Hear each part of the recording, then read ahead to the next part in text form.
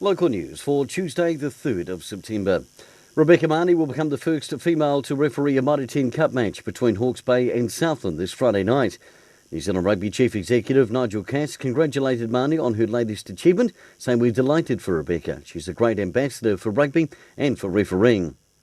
And with just 6 weeks until the final day of voting, the 2019 New Zealand local elections are shaping up to be hugely competitive. With the exception of the Featherston and Greytown community boards, Wairarapa has seen a huge interest in elected positions. Voting opens in 18 days and closes on the 12th of October.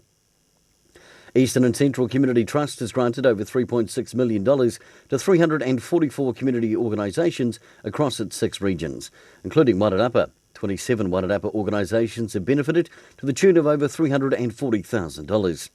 And finally in sport, Wairarapa United Social will face Douglasville Magpies in the Knockout Cup final this weekend after beating Macaulay's 6-1. Magpies kept Masterton Royal scoreless, winning 6-0 to make it through to the Knockout Cup final. For local news and sport, I'm Brent Gare.